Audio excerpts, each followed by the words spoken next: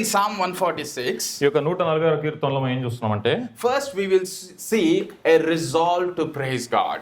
దేవుణ్ణి స్తుతించాలి అనే ఒక సంకల్పం మనం ఇక్కడ చూస్తామండి. We will see that in verses 1 and 2.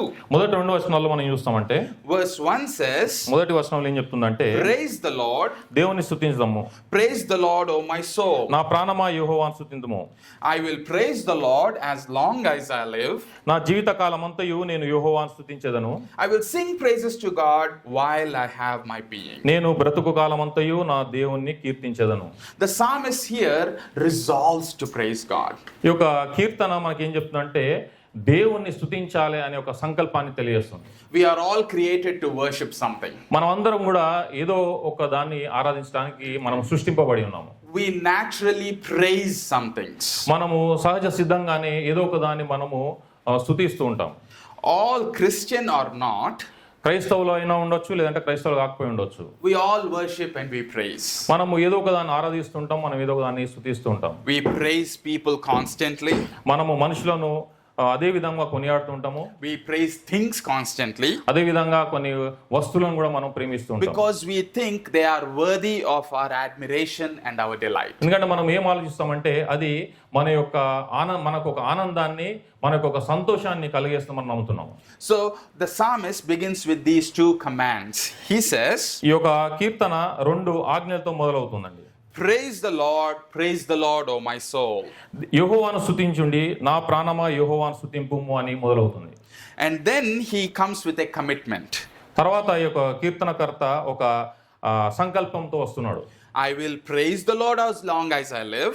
నా జీవిత కాలం అంతయు నేను యెహోవాను స్తుతిస్తానని. I will sing praise to my God while I have my being. బ్రతుకు కాలం అంతయు నేను నా దేవుని కీర్తించదని చెప్తున్నాడు. Now 4 times in these verses we see the word praise. ఈ యొక్క వచనాల్లో మనం చూసినట్లయితే 4 సార్లు మనము స్తుతి మరియు కీర్తి అనే ఒక పదాన్ని మనం చూడొచ్చండి. Really the word praise the Lord in Hebrew is hallelujah. దేవుని స్తుతించడం అనే మాట హీబ్రూ భాషలో హల్లెలూయా అని తెలియజేస్తుంది. It is like the psalmist is saying, ఇక్కడ కీర్తనకారుడు ఏం చెప్తున్నాడంటే, you all praise Yahweh. మీరందరూ యెహోవాను స్తుతించండి అని చెప్తున్నాడు. The psalmist issues a command to his audience. ఈ యొక్క కీర్తనకారుడు తన యొక్క శ్రోతలకు ఒక ఆజ్ఞ ఇస్తున్నాడండి. And then he declares, praise the Lord, O my soul. తర్వాత ఏం చెప్తున్నాడంటే, నా ప్రాణమా యెహోవాను స్తుతించని చెప్తున్నాడు. He is addressing himself, మొదట ఆయన తన గురించి చెప్తున్నాడు, urging his own soul to focus and glorify God. తన యొక్క ఆత్మను దేవుణ్ణి స్తుతించాలని, దేవుని మహిమపరచాలని చెప్తున్నాడు. Now this offers a very valuable lesson, friends. ఈ యొక్క గొప్ప పాఠం మనకు నేర్పిస్తుందండి. The psalmist recognizes the reality. ఈ యొక్క కీర్తనకారుడు నిజాన్ని గ్రహించి ఉన్నాడు. The Lord deserves our praise. దేవుడు మన యొక్క స్తుతులకు యోగ్యుడని తెలుసుకున్నాడు. And our soul needs to praise him. మన ఆత్మ ఖచ్చితంగా కూడా దేవుని స్తుతించాలని చెప్తున్నాడు. He speaks to himself because praising God can be challenging at times.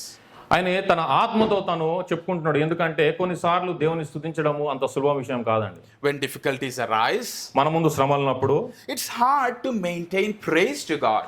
దేవుని స్తుతించడము చాలా కష్టం అవుతుంది.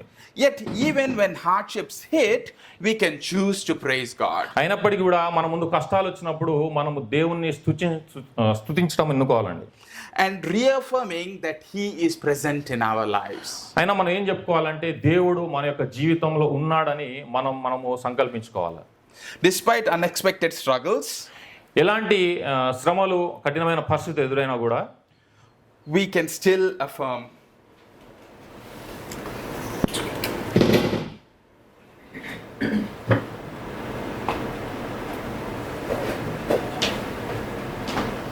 check. Is it okay? All right.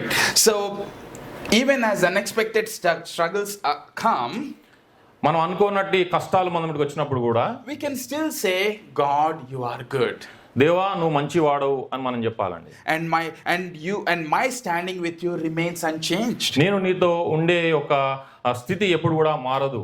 Throughout our lives, we can sincerely tell to our souls, praise God. మన జీవితకాలం అంతా కూడా మనము మన యొక్క హృదయంతో చెప్పవచ్చు మనం దేవుణ్ణి స్తుతించాలి అని.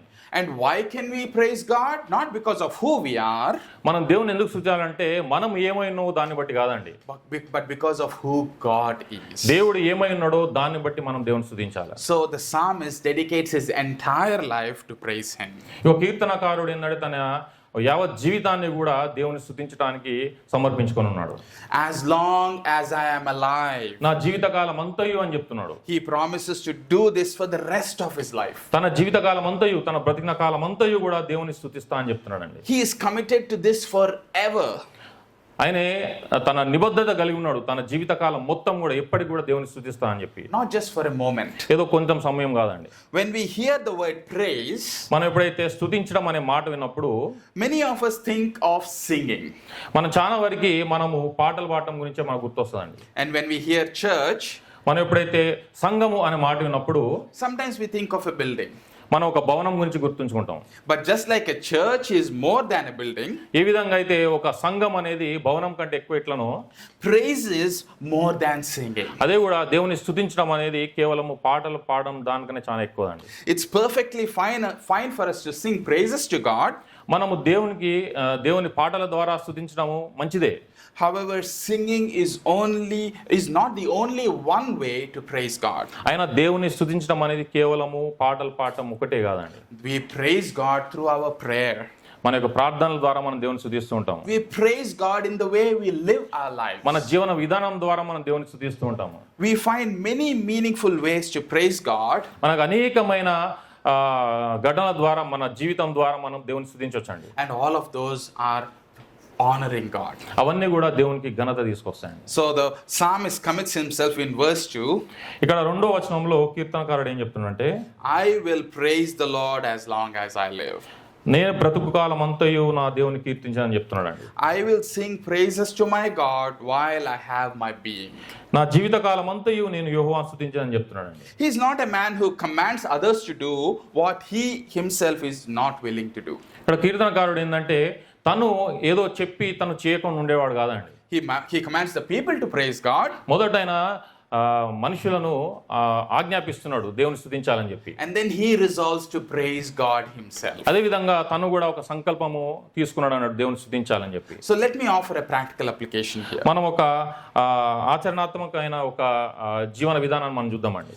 Now this commitment to praise the Lord is always great. దేవుని స్తుతించాలి అనే ఒక సంకల్పం ఎప్పుడు కూడా చాలా గొప్పదండి. And some action steps can be taken towards that. కొన్ని అడుగులు మన జీవితంలో వేయొచ్చు, ఏ విధంగా దేవుని ఆ విధంగా అట్లా స్తుతించాలని చెప్పి. Like simply memorizing couple of songs. ఏ విధంగా అయితే మనము ఏదైతే పాటలు మనకు తెలుసో ఆ పాటల్లోని కొన్ని వచనాలు మనం కంఠస్థ చేయాలండి.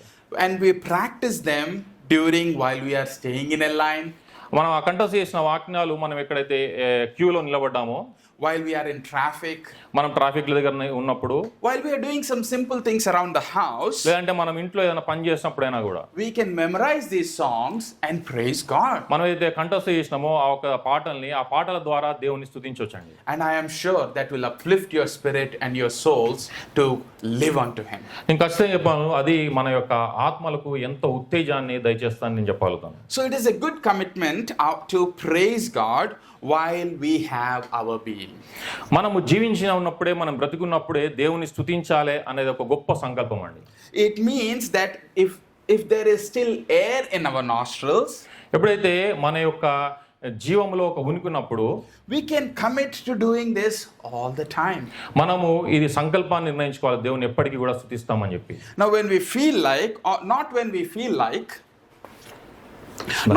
feel like, మనకి ఏదో అనిపించినప్పుడు కాదండి, when we are in the mood, ఏదో నాకు మంచి చేయాలనిపించినప్పుడు అని కాదు, not when things are going the way that they are supposed to go, మనం అనుకునే విధముగా మన జీవితం సాగినప్పుడు మాత్రమే కాదండి, but while I have my being, నేను జీవించిన కాలం అంతయు కూడా దేవుని స్తుతిస్తాను. I will praise the Lord. నేను దేవుని స్తుతిస్తాను. As long as I live, నేను బ్రతికిన కాలం అంతయు కూడా I will praise the Lord. నేను దేవుని స్తుతిస్తాను.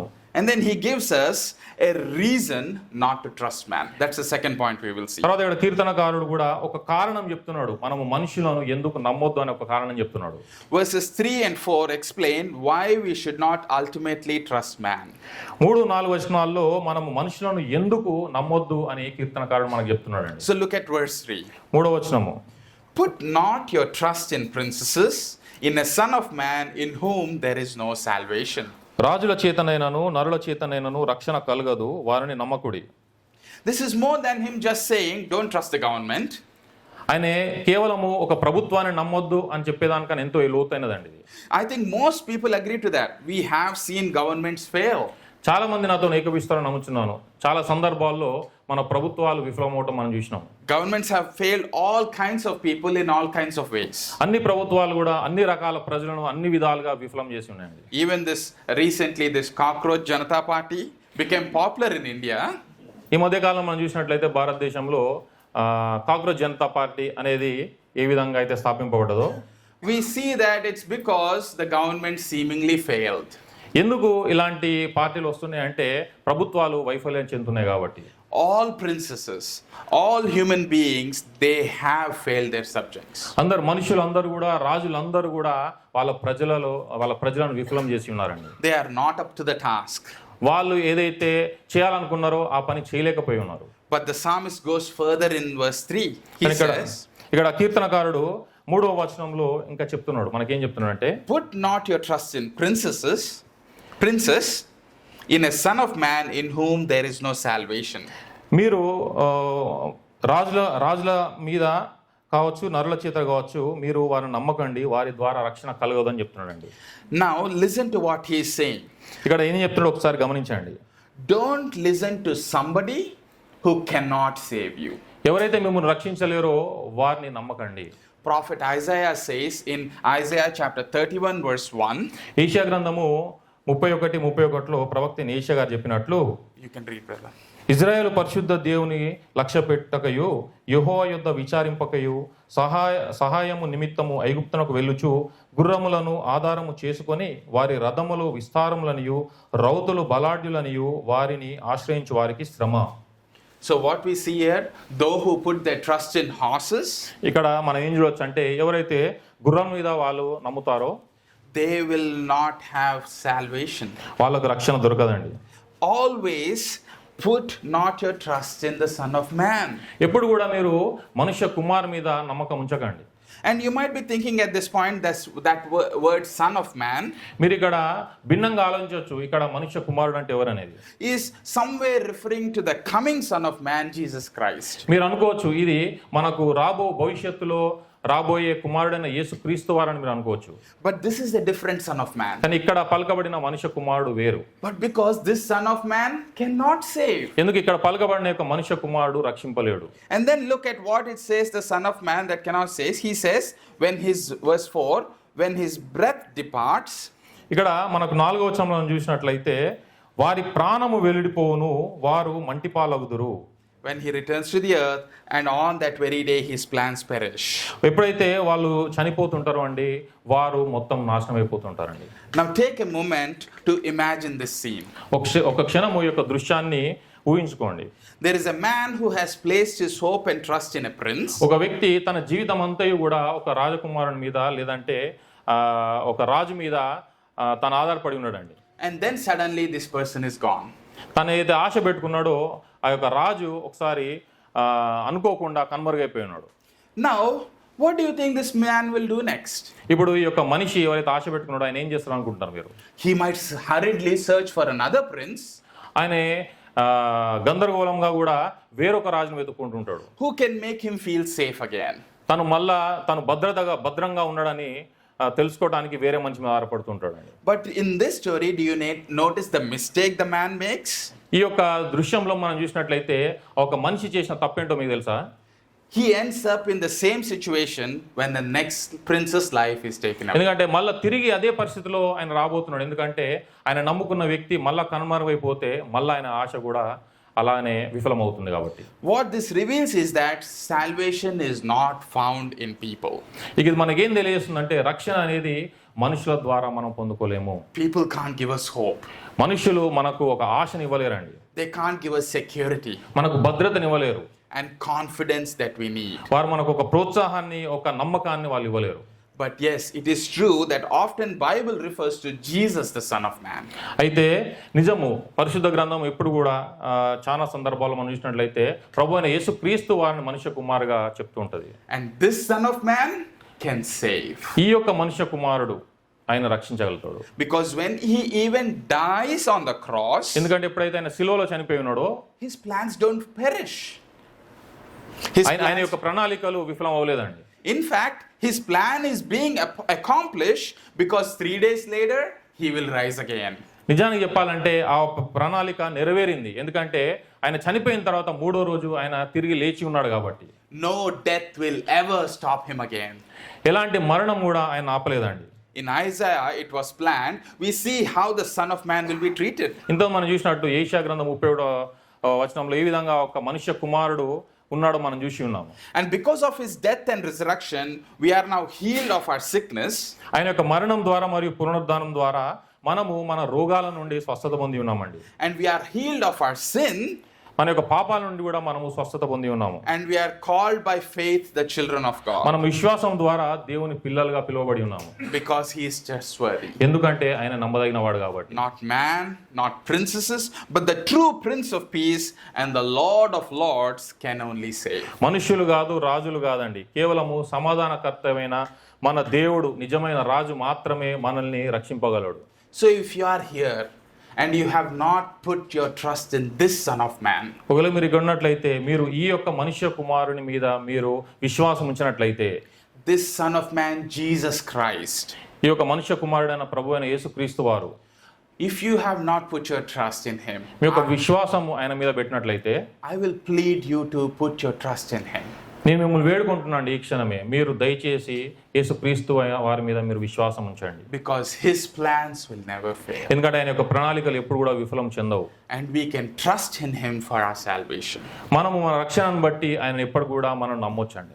So what the psalmist says in verse 3 and 4, ఇక్కడ 3వ వచనం 4వ వచనంలో కీర్తనకారుడు ఏం చెప్తున్నాడంటే, don't trust humanity. మీరు మనుషులను నమ్మకండి. Don't look to humanity మనుష్య జాతి వైపు చూడకండి. to do for you what only God can do for you. దేవుడు మాత్రమే చేయగలిగింది మీరు మనుషులు చేస్తారని నమ్మకండి. So I would suggest and encourage you to stop and think this morning. నేను మీకు ఒక సజెషన్ ఇవ్వాలనుకుంటున్నాను. And ask yourself, what am I trusting? ఒకసారి మనం ప్రశ్నించుకుందామండి. మనము దేన్ని నమ్ముచున్నాము? What am I looking for? నేను దేనికోసం చూస్తున్నాను? Are you looking to the government to make all things right? అన్ని సరిదిద్దాలని చెప్పి మీరు ప్రభుత్వాల వైపు చూస్తున్నారా? Are you looking to the rulers to keep you safe? లేకపోతే మిమ్మల్ని భద్రంగా ఉంచాలని చెప్పి మిమ్మల్ని పరిపాలించే ప్రభుత్వాల వైపు చూస్తున్నారా? Or are you looking to God? లేదంటే మీరు దేవుని వైపు చూస్తున్నారా? If you listen carefully to the promises of the politicians, మీరు జాగ్రత్తగా చూసినట్లయితే మన యొక్క పొలిటీషియన్స్ చేసే యొక్క వాగ్దానాలు చూసినట్లయితే, or even the social media influencers, లేదంటే సోషల్ మీడియాలో ప్రభావితం చేసే వ్యక్తులను చూసినట్లయితే, they will start sounding like they can or they know the answer to heal the world. వాళ్ళ మాటలు మనం విన్నట్లయితే వాళ్ళ దగ్గర ప్రతి విషయాన్ని, ప్రతి ఒక్క దాన్ని స్వస్థపరిచి ప్రతి ఒక్క సమస్యను తీర్చే యొక్క శక్తి వాళ్ళ దగ్గర వాళ్ళు చెప్తూ ఉంటారు. Like they are going to make everyone safe and happy. వారు ప్రతి ఒక్కరిని కూడా భద్రంగా సంతోషంగా ఉంచుతారని చెప్తూ ఉంటారు. But they can't do all of those things. కానీ అవన్నీ వాళ్ళు చేయలేరండి. They will plan, వాళ్ళు ప్లాన్ చేస్తూ ఉంటారు. but with them their plans perish. కానీ వారితో పాటు వారి యొక్క ప్రణాళికలు విఫలమవుతూ ఉంటాయి. And they shouldn't be making those promises, but అందుకే వాళ్ళు ఆ ఒక ప్రణాళికలు వేయకుండా ఉండవలసింది. But and don't trust them, for their plans will perish. అందుకే వాళ్ళని నమ్మకండి, వాళ్ళ యొక్క ప్రణాళికలు విఫలమవుతూ ఉంటాయి. Yes. Or maybe you are not trusting others. Maybe you are trusting yourself this morning. Maybe మీరు వేరే వాళ్ళని నమ్మకపోవచ్చండి, కానీ ఛాన్స్ సార్లు మిమ్మల్ని మీరు నమ్ముకుని ఉండవచ్చు. I know that in my own heart, మనకు తెలుసు, మనకు హృదయంలో I am tempted to trust in my own efficiency and diligence. నేను యొక్క నా సామర్థ్యాన్ని బట్టి, నా జ్ఞానాన్ని బట్టి నేను ఆధారపడి ఉంటానేమో. And trust my abilities to accomplish everything. నా యొక్క శక్తి మీద నేను ఆధారపడతానేమో. నేను అనేక విషయాలను సమకూర్చుకోవడానికి. And the text is telling not to put your hope in anybody who cannot save. ఇక్కడ వాక్యం ఏం చెప్తుందంటే ఎవరైతే మిమ్మల్ని రక్షించలేరో వాళ్ళ మీద మీ యొక్క నమ్మకాన్ని పెట్టకండి అని చెప్తుంది. And that includes you and me. దాంట్లో మనం కూడా ఉంటామండి. We don't put our trust in ourselves but in our God. మనము మనపై కూడా ఒక నమ్మకాన్ని పెట్టుకోదండి, కేవలము మన దేవుని పైన మాత్రమే మనం ఆధారపడి ఉండాలి. Think about this. What makes you confident that you will wake up tomorrow morning? ఒకసారి ఆలోచిద్దామండి. మనము రేపు ఉదయకాలము లేస్తామని చెప్పి మనకు అలాంటి నమ్మకం ఎక్కడి నుంచి పోతుంటాం మనం. Tomorrow you wake up and you will still be a Christian. రేపు ఉదయకాలమే లేచి నేను క్రైస్తవుడిగా ఉంటానని ఎలా మనము నమ్మగలుగుతాం? What confidence you have? అలాంటి నమ్మకము మనకి ఎలా పొందుకుంటాం? If you are honest with yourself, మనము మనతో నిజాయితీగా ఉంటే we need to see that even to continue in our faith, మనము మన విశ్వాసములో కొనసాగాలంటే కూడా we need the power of the Holy Spirit to sustain us. పరిశుద్ధాత్మ దేవుని యొక్క శక్తి మనకు కావాలండి. I need Jesus interceding on my behalf. నా తరఫున ప్రభువైన యేసుక్రీస్తు వారు దేవునితో పాటు యాచనలు చేయటం కావాలి. I need God. I don't need man. నాకు దేవుడు మాత్రమే కావాలండి, నాకు మనుషులు వద్దు. So where is our confidence? మన యొక్క ప్రోత్సాహము మనం ఎక్కడ పొందుకుంటాము? When we put our hope and trust in man, మన యొక్క నిరీక్షణ, మన యొక్క ఆశ మనిషి మీద పెట్టినప్పుడు we are not saved but we are in bondage. మనము రక్షింపబడమండి, కానీ మనము బానిసలు అయిపోతాము. We are guilty of idolatry. మనం విగ్రహారాన్ని బట్టి మనము దోషులుగా నిందింపబడతామండి. It is as plain and simple as that. అదంత స్పష్టంగా అంత సులభంగా మనకు తెలియబడ్డది. So the psalmist says, let us put our trust in the Lord, not in man. అందుకే ఇక్కడ కీర్తనకారుడు చెప్తున్నంటే మన యొక్క నమ్మకాన్ని మనము దేవుని మీద మాత్రమే పెడదాము, మనుషుల మీద కాదు అని చెప్తున్నాడు. And he does not just tell not to trust in man and leave it there. కేవలం మనుషులను మాత్రం నమ్మొద్దు అని చెప్పి కీర్తనకారుడు చెప్పి వదిలిపెట్టలేదండి. He gives some reasons. ఆయన కొన్ని కారణాలు కూడా చెప్తున్నాడు. And that's what we will look now. Reasons to trust in the Lord. ఆయన కారణాలు, మనం ప్రభువుని ఎందుకు నమ్మాలి, మన దేవుణ్ణి ఎందుకు నమ్మాలి అని కొన్ని కారణాలు మనకు చెప్తున్నాడు అండి. 4 reasons to trust in God we will see from verses 5 to 10. 5వ వచనం నుంచి 10వ వచనం వరకు మనకు 4 కారణాలు చెప్తున్నాడు అండి ఇక్కడ కీర్తనకారుడు. Verse 5 says, 5వ వచనం ఏం చెప్తుందంటే, Blessed is he whose help is the God of Jacob, whose hope is in the Lord his God. ఎవనికి యాకోబు దేవుడు సహాయుడగునో, ఎవడు తన దేవుడైన యెహోవా మీద ఆశ పెట్టుకొనునో వాడు ధన్యుడు. In essence, there is a significant contrast between those who place their trust in earthly leaders and those who put their trust in the Lord. మనం ఒక విధంగా చెప్పాలంటే భూ సంబంధమైన నాయకుల మీద నమ్మకం పెట్టుకునే వాళ్ళకి, అదే విధంగా దేవుని మీద నమ్మకం పెట్టుకునే వాళ్ళకి మన ఒక తేడాను మనం చూడొచ్చండి. The one who looks to the God of Jacob, ఎవరైతే యాకోబు దేవుని వైపు చూసిన వారు ఉంటారో, makes the Lord their object of faith and hope. వారు దేవున్నే విశ్వాసంగా దేవుని మీదనే నమ్మకం ఉంచుతారండి. If you place your hope in anything other than the Lord, దేవుడు కాకుండా మనము దేవునికి కాకుండా ఇతర దేని మీద కూడా మనము విశ్వాసం నమ్మకం పెట్టినట్టయితే, the God of heaven and earth, that hope is likely to let you down at some point. ఆకాశము భూమికి సంబంధించిన దేవుడు మనం ఏం చేసినా, మనం పెట్టుకున్న ఆ ఒక్క విశ్వాసం ఏదేని మీద ఉందో అక్కడి నుంచి మనల్ని పడేయడానికి కారణం అవుతుందండి. However, if you put your faith in the Lord your God, as the psalmist does, అదేవిధంగా కీర్తనకారుడు విశ్వాసం ఉంచినట్లు మనము మన యొక్క దేవుని మీద ఆధారపడినట్లయితే we can praise him confidently. మనం దేవుని ఎప్పుడు కూడా స్తుతించొచ్చండి. So the first reason why we praise God, మొదటి కారణం ఏందో మనం దేవుని ఎందుకు స్తుతిస్తామంటే, is that he is powerful. దేవుడు సర్వశక్తిమంతుడని. Blessed is he whose help is the God of Jacob, whose hope is in the Lord his God. And look at how he talks in verse 6. ఎవనికి యాకోబు దేవుడు సహాయుడో, ఎవడు తన దేవుడైన యెహోవా మీద ఆశ పెట్టుకునో వాడు ధన్యుడు అని మనం చూడొచ్చు. And then he says in verse 6, who made heaven and earth. అదే ఇక్కడ 6వ వచనంలో ఏం చెప్తున్నా అంటే, ఆకాశము భూమిని చేసిన దేవుని గురించి చెప్తున్నాడు. The sea and all that is in them. సముద్రమును దానిలో ఉన్న సర్వమును చేసిన దేవుని గురించి చెప్తున్నాడు. So if you think about it, ఒకసారి మనం ఆలోచించినట్లయితే, people worship the God of the seas. చాలా వరకు మనుషులు సముద్ర దేవతలను నమ్ముతూ ఉంటారండి. Storm gods, a god of the land, భూమికి సంబంధించిన వారిని మనుషులు ఆరాధిస్తూ ఉంటారండి. a god of the heavens, ఆకాశానికి సంబంధించిన వారిని దేవులుగా ఆరాధిస్తూ ఉంటారండి. and the psalmist is declaring there is only one God. ఇక్కడ కీర్తనకారుడు ఏం చెప్తున్నాడు అంటే, అక్కడ ఒకడే దేవుడు ఉన్నాడు మనకు. there is only one God who is the Lord of all these realms. ఆ ఒక్క దేవుడే ఈ సమస్తాన్ని చేసినాడని చెప్తున్నాడండి. Now take a moment and look around while you drive here every Sunday. ఒకసారి మనము ఆలోచించినట్లయితే ప్రతి ఆదివారం మనకి సంఘానికి వచ్చినట్టు As you glance out the window and you look at the desert around you, ఒకసారి మనము ప్రయాణం చేసి వచ్చేటప్పుడు మన యొక్క కార్ విండో నుంచి ఒకసారి బయట చూసినట్లయితే మనం ఎడారి చూసినట్లయితే look who created that. ఎవరు ఎడారిని చేసినారు? That's truly remarkable. అది That చాలా is అద్భుతంగా God. మనకు ఉంటుంది. అది చేసింది మన దేవుడే. He also made the sea సముద్రాన్ని కూడా చేసింది ఆయనే అండి. and everything in it. దానిలో సమస్తం కూడా ఆయనే చేసిండు. We live on the Persian Gulf, మనం ఈ యొక్క పర్షియా గల్ఫ్ అనే ప్రాంతంలో నివసిస్తున్నాము. and we can easily gaze at the waters, మనం ఇక్కడ మన దగ్గర ఉన్న ఒక సముద్రాన్ని మనం చూడొచ్చండి. and we can understand that we didn't create that. మనం అది చూసి మనం తెలుసుకోవచ్చు ఖచ్చితంగా దాన్ని మనం చేయలేదని చెప్పి. Our neighbors didn't create those, మన పొరుగు వారు దాన్ని చేయలేదు. or the sheikhs of this land didn't create those vast waters. ఈ యొక్క దేశంలో పరిపాలించే షేకులు కూడా వాటిని చేయలేదండి. It is all made by God, everything that fills the sea and beyond. అది మొత్తం కూడా మన దేవుడే చేసిండండి. సముద్రము దాంట్లో ఉన్న సమస్తం కూడా అది మొత్తం కూడా చేసింది మన దేవుడు మాత్రమే. I know I might not know every detail of your lives, మీ జీవితంలో ప్రతి అంశము నాకు తెలియకపోవచ్చు. but I know that there are times that you might be tempted to rely on things other than God. కానీ నేను చెప్పగలుగుతాను మీ జీవితాల్లో మీరు కొన్నిసార్లు కొన్ని శోధనలు ఎదుర్కొంటుంటారు. మీరు వేరే విషయాలపై మీరు ఆధారపడుతుంటారని చెప్పి. And this passage reminds us that the God of the Bible is Lord over every area of our lives. ఈ యొక్క వాక్య భాగం మనకి ఏం చెప్తుందంటే ఈ యొక్క పరిశుద్ధ గ్రంథంలో ఉన్న దేవుడు అన్ని విషయాల్లో కూడా అన్ని సందర్భాల్లో కూడా మనకు సాయం చేస్తుంటాడని చెప్పి. In any situation, మనం ఏ స్థితిలో ఉన్నా కూడా God is the creator of heaven, earth and the sea and all that exists in them.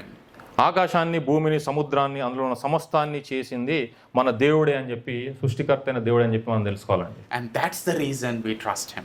అందుకే మనము ఆ ఒక కారణాన్ని బట్టి మనము దేవుణ్ణి విశ్వసిస్తుంటాం. He made everything in 6 days. ఆయన సమస్తాన్ని 6 రోజుల్లో చేసినాడండి.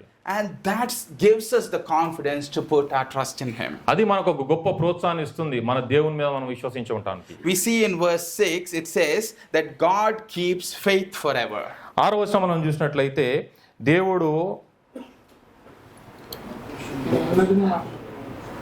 ఎన్నడూ మాట తప్పనివాడు. ఆయన ఆకాశమును భూమిని సముద్రం దాన్ని సర్వమును సృజించిన వాడు ఆయన ఎన్నడూను మాట తప్పని వాడు అని ఉంది. Right. It's in English it says he keeps faith forever. అది ఇంగ్లీష్ ట్రాన్స్లేషన్ మనం చూసినట్లయితే ఆయన ఎప్పుడు కూడా విశ్వసించదగిన వాడు అని మనకు రాయబడి ఉంది. Meaning he guards దాని యొక్క అర్థం ఏంటంటే ఆయన మనల్ని భద్రపరుస్తున్నాడు and preserves truth for all time. అది కూడా ఒక సత్యాన్ని ఎప్పుడు కూడా ఆయనే నిలుపుతూ ఉంటాడండి. And the next thing that we see when facing hardships, we can remember God executes justice. ఎప్పుడైతే మనము కష్టాలు ఎదుర్కొంటున్నప్పుడు మనం చూడవలసింది ఏంటంటే సర్వశక్తిమంతుడైన దేవుడు సర్వాధిపతి అయిన దేవుడు మనల్ని ఎప్పుడు కూడా ఒక కష్టాల నుంచి బయటికి తీసుకొస్తాడని మనం నమ్ముకుంటున్నాం. That's the second reason we trust God. అది రెండో కారణం మనం దేవుని నమ్మటానికి. Let's look at verse 7. 7వ వచనం మనం చూద్దామండి. If you feel oppressed, మీరు ఎప్పుడైతే పీడింపబడ్డారో falsely accused, తప్పుగా మీరు నిందింపబడ్డారో remember that God will bring justice. గుర్తుంచుకోండి దేవుడు న్యాయం తీరుస్తాడని చెప్పి. Vengeance belongs to him. ప్రతీకారము అనేది దేవునికి సంబంధించింది. And we can trust in his ability to deliver justice. మనం ఖచ్చితంగా దేవుని యొక్క సామర్థ్యత మీద మనం ఆధారపడి ఉండాలండి. ఖచ్చితంగా మనకు న్యాయం తీరుస్తాడని చెప్పి. Can you read verse 7, brother?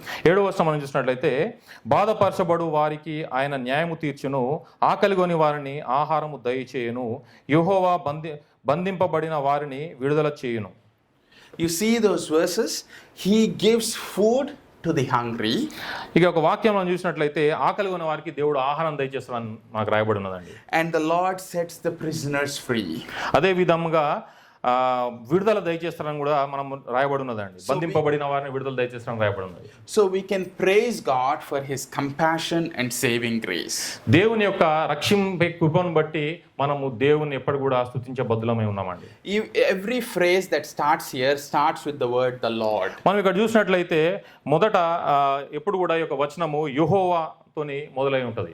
The Lord sets the prisoners free. యెహోవా బంధింపబడిన వారిని విడుదల దయచేస్తారని, The Lord opens the eyes of the blind. యెహోవా గుడ్డివారు కనులు తెరుస్తాడని చెప్పి, The Lord lifts up those who are bowed down. యెహోవా కృంగిన వారిని లేవనెత్తాడని చెప్పి, And the Lord watches over the sojourners. అదే విధంగా యెహోవా పరదేశులను కాపాడువాడని చెప్పి మనకు రాయబడింది. So when we read that word, the Lord sets the prisoners free. ఉదాహరణకు 7వ వచనం మనం చూసినట్లయితే యెహోవా బంధింపబడిన వారిని విడుదల చేయడానికి చూసినట్లయితే It reminds us of Psalm 105 verse 20, అది మనకు 105వ కీర్తన 20వ వచనాన్ని ప్రతిధ్వనిస్తుందండి. which recounts how the Lord, అది మనకి ఏం చెప్తుందంటే, ఏ విధంగా అయితే మన ప్రభువు through Pharaoh, freed Joseph from the prison. ఫరో ద్వారా యోసేపుని తన యొక్క బంధకాల నుంచి విడుదల దయచేసిన మనం చూడొచ్చు. This event reflects God's ability to save his people. ఈ యొక్క ఘటన మనకి ఏం తెలియజేస్తుందంటే, దేవుడు తన ప్రజలను ఏ విధంగా కాపాడడం మనకు తెలియజేస్తుంది. Joseph was trapped and unable to escape, బంధకాల్లో బంధింపబడి ఉన్నాడండి, ఆయన తప్పించుకునే పరిస్థితి లేదు. yet he was unexpectedly elevated to a position to honor beside Pharaoh. అయినా కూడా ఆయన ఎంతగా హెచ్చింపబడ్డాడంటే ఫరోతో సమానంగా ఆయన హెచ్చింపబడి ఉన్నాడండి. This illustrates how God's salvation often transcends human logic. ఏ విధంగా అయితే దేవుని యొక్క రక్షణ మనుషులు ఆలోచించే దానికంటే ఎంత ఎక్కువగా ఉంటుందో మనం తెలుసుకోవచ్చండి. Ultimately, the Lord indeed sets the prisoners free. చివరిగా మనం ఏం తెలుసుకోవచ్చు అంటే, దేవుడు మాత్రమే బంధింపబడిన వారిని విడుదల దయచేస్తాడని చెప్పి. Now, this great imprisonment Paul talks about in Romans 6. ఈ యొక్క గొప్ప ఖైదు గురించి పౌలు గారు రోమిలకు రాసిన పత్రికలో మనకు రాశానండి 6వ అధ్యాయంలో. When he speaks of how all of creation is under bondage to corruption. ఏ విధంగా అయితే సృష్టి మొత్తం కూడా, యావత్ సృష్టి మొత్తం కూడా అవినీతి అనే ఒక బంధకంలో బంధింపబడినదో చెప్తున్నాడు. We are slaves to sin. మనం పాపానికి బానిసలమండి. Therefore, there is no way we are getting out of sin. అందుకనే మన ఒక పాపం నుండి బయటికి వచ్చే మార్గము మన వల్ల కాదు. And the condemnation that is coming upon us, అదే విధంగా మన పాపాన్ని బట్టి మన మీదకి వచ్చే ఒక తీర్పుని మనం చూసినట్లయితే, if God didn't come down with the keys to set us free, we are imprisoned. దేవుడు ఆ ఒక తాళపు చెవులు తీసుకొని కిందికి రానట్లయితే, మన దగ్గర రానట్లయితే మనం రక్షింపబడలేమండి. In the same way the Lord liberated Joseph, ఏ విధంగా అయితే యోసేపుని దేవుడు విడుదల దయచేసిండో, the God is going to liberate all of creation from the bondage to corruption. అదే విధంగా ఈ యొక్క యావత్ సృష్టిని కూడా దేవుడు ఒకానొక రోజు విడుదల దయచేయబోతున్నాడు. We in ourselves cannot overcome death. మన వల్ల అది సాధ్యపడదండి. We in ourselves cannot raise ourselves from the dead. మనంతట మనము మరణం నుంచి లేవలేమండి. But the Bible is telling us, because Christ rose from the dead, మనకు పరిశుద్ధ గ్రంథం ఏం చెప్తుందంటే, యేసు క్రీస్తు వారు మరణాన్ని జయించారు కాబట్టి, and because of our trust in Jesus, మనము యేసు క్రీస్తు వారి మీద విశ్వాసం ఉంచాం కాబట్టి we will be raised from the dead, మనము కూడా మరణం నుంచి లేవబడతాం. and he will be able to set us free from the bondage to corruption. ఆయనే మనల్ని మన యొక్క బంధకాల నుంచి విడుదల దయచేస్తాడనే నమ్మకము మనం కలిగి ఉంటాం. And then he goes on in verse 8, he ఆ says, తర్వాత 8వ వచనంలో ఏం చెప్తుందంటే, the Lord opens the eyes of the blind. యెహోవా గుడ్డి వారి కన్నులు తెరవజేయువాడు. This is again a compassionate thing that the Lord is doing, right? ఇది ఒక గొప్ప విషయము. దేవుని యొక్క కరుణను, దేవుని యొక్క కృపను మనం చూడొచ్చండి. We can trust him because when God deals with those who have blindness, దేవుని మీద మనం ఎందుకు విశ్వాసం ఉంచాలంటే, దేవుడు ఎప్పుడైతే గుడ్డి వారి గురించి మాట్లాడినప్పుడు he will grant them grace and sight to see the truth. ఆయనే తన కృపలో వారికి కంటి చూపును దయచేస్తాడండి. We have complete, perfect and sufficient revelation of God in Christ recorded in the scriptures. మనకు వాక్యంలో, లేఖనాల్లో రాయబడినప్పుడు క్రీస్తులో దేవుని యొక్క సంపూర్ణమైన, పరిపూర్ణమైన మరియు సరిపడంత ప్రత్యక్షత మనకు రాయబడినదండి. But the fact that the light itself is shining does not mean ఆ ఒక వెలుగు ప్రకాశించినంత మాత్రాన everyone will see it. ప్రతి ఒక్కరు కూడా ఆ ఒక వెలుగును చూస్తారని అర్థం కాదండి. We are all blind. Imagine a pitch black room. మనమందరం గుడ్డివారం అండి. ఒకసారి మీరు ఊహించుకోండి, మనం ఒక పూర్తిగా చీకటిగా ఉన్న ఒక గదిలో మనం ఉన్నట్లయితే, and that room does not have any windows, ఆ ఒక గదిలో ఎలాంటి కిటికీలు లేవండి. but it has beautiful treasures in the room. కానీ ఆ ఒక గదిలో, ఒక చీకటి గదిలో ఒక గొప్ప సంపద ఉన్నది. And there's a man who cannot see anything. కానీ అందులో ఉన్న వ్యక్తి దాన్ని ఏం చూడలేడండి. Now the darkness is one reason for him to not see. ఆయన ఒక గొప్ప సంపదను చూడకపోవడానికి ఆ ఒక చీకటి, ఆ గదిలో ఉన్న చీకటి ఒక కారణమైంది. But let's switch on the lights. ఒకసారి ఆ ఒక గదిలో మనము లైట్లు వేద్దామండి. But because he is blind, he still cannot see the riches. ఆ ఒక లైట్ లేసినా కూడా ఆ ఒక మనిషి, అందులో ఉన్న మనిషి ఆ ఒక గొప్ప సంపదను చూడలేడు. ఎందుకంటే ఆయన యొక్క కంటి చూపులేదు, ఆయన గుడ్డివాడు కాబట్టి. One must also have the sight to appreciate the beauty around them. కేవలము వెలుగుంటే మాత్రమే సరిపోదండి, మనకు చూపు కూడా ఉండాలి. మన చుట్టుపక్కల దాన్ని మనము ఆనందించడానికి, మనము అదే విధంగా దేవుని పొగడడానికి. The Lord gives both the light and the sight. దేవుడు మనకు ఆ వెలుగును, అదే విధంగా మనకు ఆ దృష్టిని దేవుడు మాత్రమే దయచేస్తాడు. Christ is described as the light of the world. క్రీస్తు ఈ యొక్క లోకానికి వెలుగై ఉన్నాడు అని చెప్పి రాయబడి ఉన్నదండి. In this psalm, he gives sight to the blind. ఈ యొక్క కీర్తనలో మనం ఏం చూడొచ్చు అంటే దేవుడు గుడ్డివారికి చూపుని ఇస్తాడని చెప్పి రాయబడి ఉన్నదండి. But spiritually, he will give sight to those who are blind. కానీ మనం ఆత్మీయంగా గుడ్డివారమే ఉన్నామండి. మనకు కూడా ఇదే దేవుడు మనకు ఆత్మీయత ఒక కంటి చూపును దయచేస్తాడు. He frees the imprisoned. ఆయనే అదే విధంగా బంధింపబడిన వారిని విడుదల దయచేస్తాడు. Opens the eyes of the blind. గుడ్డి వారికి చూపును దయచేస్తాడు. And uplifts the downtrodden. అదే విధంగా ఎవరైతే విరిగి నలిగి ఉన్నారో వాళ్ళని లేవనెత్తుతాడండి. So let's look at verse 9. ఒకసారి 9వ వచనం మనం చూద్దామండి. The Lord watches over the sojourners. యెహోవా పరదేశులను కాపాడువాడు. He upholds the widow and the fatherless. ఆయన తండ్రి లేని వారిని విధవరాండ్లను ఆదరించువాడు. But the way of the wicked he brings to ruin. భక్తిహీనుల మార్గమును ఆయన వంకర మార్గంలా చేయును. We are travelers in this world. మనం ఈ యొక్క లోకంలో యాత్రికులమండి. Often feeling out of place. తరచుగా మనము అర్హులము కాదని మనం అనుకుంటూ ఉంటాం. Yet God cares for us daily. అయినా కూడా ప్రతిరోజు దేవుడు మన పట్ల శ్రద్ధ కలిగి ఉన్నాడు. Just as he guided the Israelites with the pillar of cloud and fire. ఈ విధంగా ఇశ్రాయేలీయులను తాను విడిపించినప్పుడు అగ్నిస్తంభంగా మేఘస్తంభంగా నడిపించినాడో, He watches over us and protects us. అదే విధంగా మన దేవుడు మనల్ని కూడా గమనిస్తున్నాడు, మనల్ని కూడా నడిపిస్తూ ఉంటాడండి. While the wicked may fall, దుష్టులు పతనమైపోయినప్పుడు కూడా our God is just. మన దేవుడు నీతిమంతుడు, Compassionate, కరుణామయుడండి, merciful, దయామయుడండి. like a father to the fatherless, తండ్రి లేని వారికి తండ్రిలా, and a faithful husband to the widows. అదే విధవరాళ్లకు నమ్మకమైన భర్తలా ఉంటాడు. So to the widows, trust in his love. విధవరాళ్ళారా ఆయన ప్రేమ యందు నమ్మకం ఉంచండి. He is always with you, providing daily strength. ఆయన ఎల్లప్పుడూ మీతో ఉన్నాడండి, మీకు ప్రతి దినము బలం అనుగ్రహిస్తూ ఉన్నాడు. To the fatherless, తండ్రి లేని వారలారా take comfort in his presence. ఆయన సన్నిధిలో, ఆయన సంరక్షణలో ఓదార్పు పొందండి. For you are adopted as his children. ఎందుకంటే మీరు ఆయన కుమారుని ద్వారా దత్తతకు తీసుకోబడి ఉన్నారు. Friends, God is tender in his care for those in need. దేవుడు అవసరంలో ఉన్న వారి పట్ల మృదువుగా ఉంటాడండి, మరియు దుర్మార్గులను నాశనం చేస్తాడు. Yes, and he ruins the wicked. ఆయన దుర్మార్గులను నాశనం చేస్తాడు. Let's look at Luke chapter 4 verses 16 to 21. ఒకసారి మనం లూకాసు వార్త 4వ అధ్యాయము 16వ వచనం నుంచి 21వ వచనం వరకు చూద్దామండి. లూకాసు వార్త 4వ అధ్యాయము 16 నుంచి 21 వరకు మనం చూద్దాము. తర్వాత ఆయన తాను పెరిగిన నజరేతునకు వచ్చెను. తన వాడుక చొప్పున విశ్రాంతి దినమందు సమాజ మందిరంలోకి వెళ్ళి చదువుటకై నిల్చుండగా ప్రవక్త అయిన ఏషియా గ్రంథము ఆయన చేతికి ఇయ్యబడెను. ఆయన గ్రంథము విప్పగా ప్రభువు ఆత్మ నా మీద ఉన్నది, బీదలకు సువార్త ప్రకటించుటకై ఆయన నన్ను అభిషేకించెను, చెరలోనున్న వారికి విడుదలను, గ్రుడ్డి వారికి చూపును కలుగునని ప్రకటించుటకును, నలిగి ప్రభు హితవత్సరము ప్రకటించుటకును ఆయన నన్ను పంపి ఉన్నాడు అని రాయబడిన చోటు ఆయనకు దొరికెను. ఆయన గ్రంథము చుట్టి పరిచారకునిచ్చి కూర్చుండెను. సమాజ మందిరంలో ఉన్న వారందరూ ఆయనను తెరిచూడగా ఆయన, నేడు మీ వినికడిలో ఈ లేఖనము నెరవేరినదని వారితో చెప్పసాగాను. Do you see that last verse? Today the scripture has been fulfilled in your hearing. ఈ యొక్క చివరి వచనం మనం చూసినట్లయితే, నేడు మీ వినికడిలో ఈ లేఖనము నెరవేరినది అని దేవుడు చెప్తున్నాడండి. Friends, that is Jesus. ప్రియులారా, అది యేసుక్రీస్తు ప్రభువు. The embodiment of all that is described in Yahweh in Psalm 146. యెహోవా దేవుని యొక్క మూర్తం మొత్తం కూడా ప్రభువైన యేసుక్రీస్తు వారిలో నిండి ఉన్నదండి. What you see in 146, the God who saves the free and sets the prisoners free is Jesus.